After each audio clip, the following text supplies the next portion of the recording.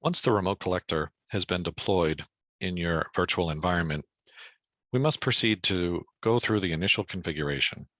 This includes change the user password, setting the host name in the server settings, configure the network interface, configure NTP settings, and finally, the remote collector setup, where we connect the remote collector to the main appliance. You can connect to the remote collector either using the console from your virtual environment, or you can SSH using an SSH client or PuTTY. In this case, I'm using PuTTY. I'll log in using the default credentials.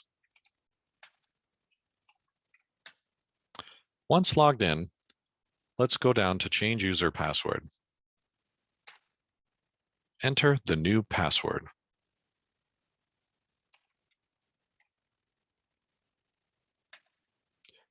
Now let's configure the host name under server settings.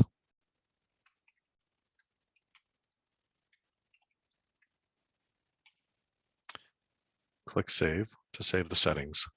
Next, we'll configure the network interface. Choose the interface. Then don't want to use DHCP, so use the spacebar to toggle this option. Next, use the tab to go to the IP address configuration. Enter the IP address. Enter the subnet mask.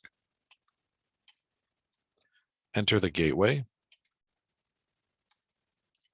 Enter the DNS server.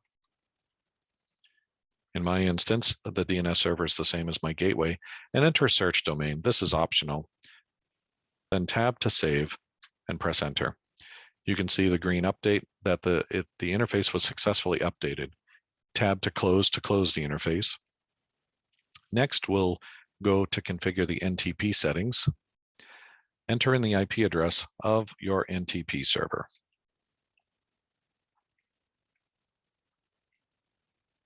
Tab to add this to the daily scheduled job. And tab over to save, press enter to save. The appliance will attempt to communicate with the NTP server. Once it has communicated successfully, you'll get brought back to the main menu. The next step will be to connect the remote collector to the main appliance. So we will navigate to our web browser and we will log in as administrator. Once logged in as administrator, navigate to Discovery and Remote Collectors. You can see the remote collector is not connected.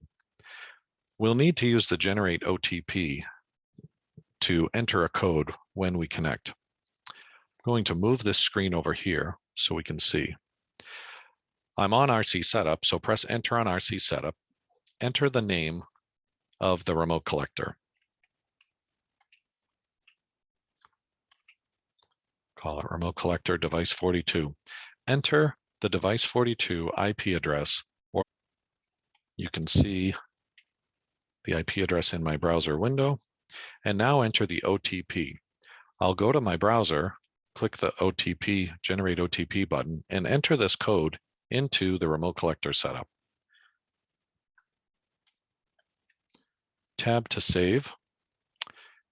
Configuration has been updated. I can click OK, and when I refresh my screen, I should see that the remote collector has been connected.